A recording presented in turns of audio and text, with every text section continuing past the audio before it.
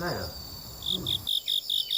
Bão lớn thì bao giờ cũng là mưa lũ. Mới có ngày đầu tiên mà cả khu vườn ấy chìm trong nước, đá hàng xóm nhà tôi đều thế.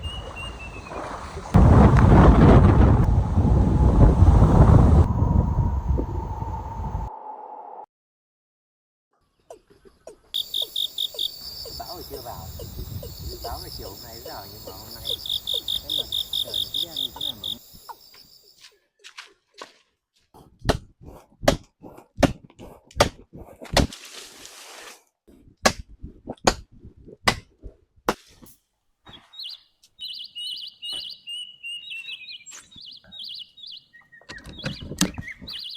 Ở đây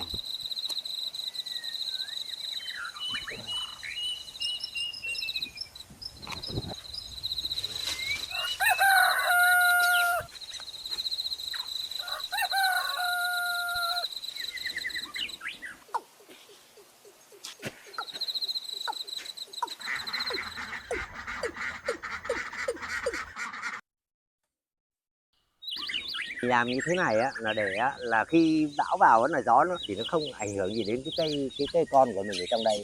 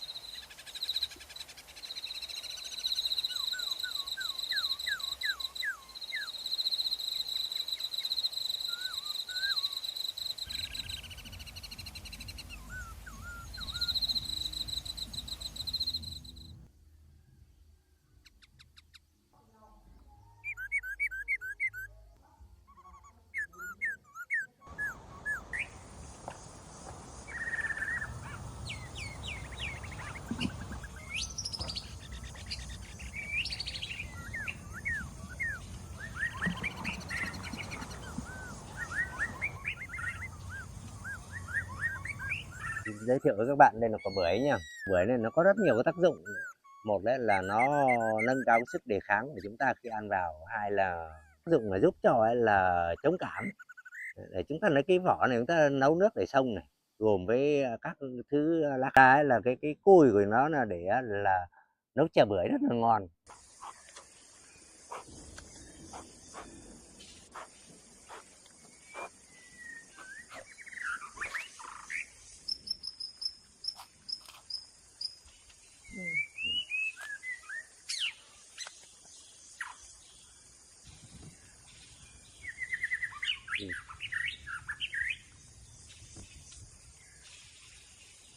Các bạn nha.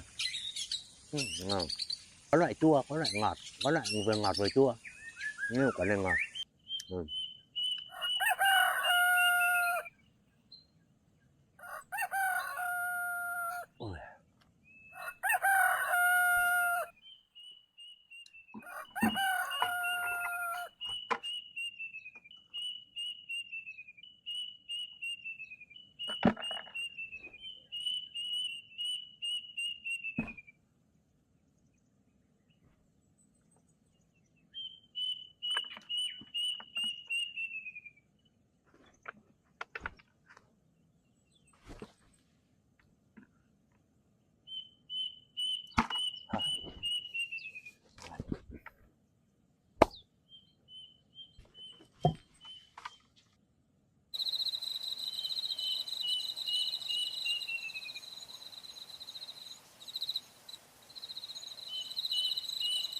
Sau cái viêm khớp viêm các thứ đây là nó cũng rất là tốt các bạn.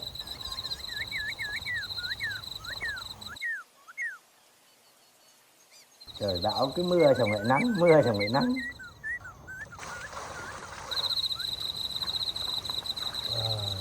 Nước này có thể là xào lòng gà, nấu canh với lại lạc, hay gọi là đậu phộng. Có phải ngày nào có lòng gà để xào đâu.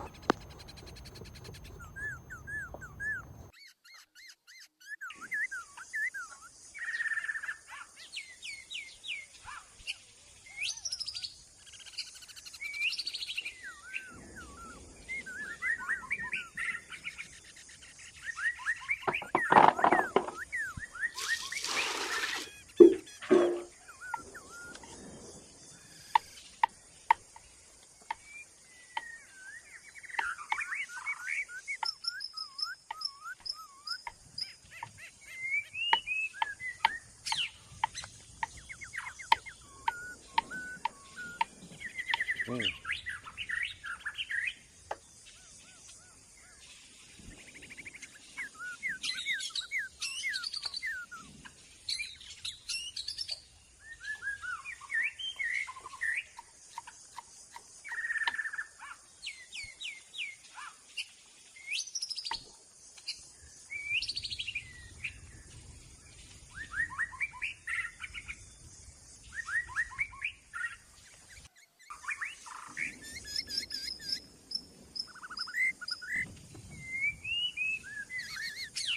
Cơm bố ơi.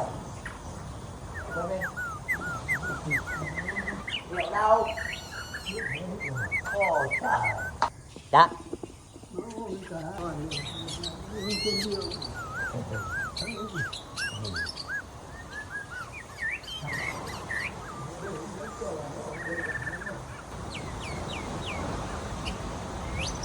Này à?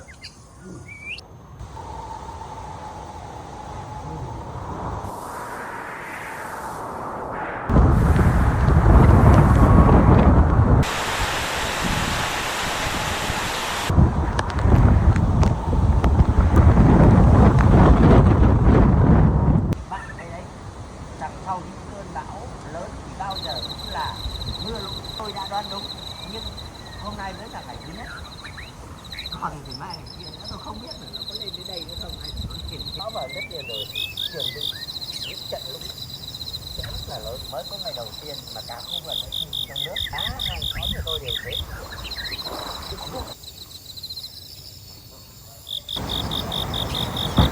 Tôi không tin là con người ta có thế này, không phải ai về nông thôn làm lại cuộc đời gặp những điều thuận lợi đâu.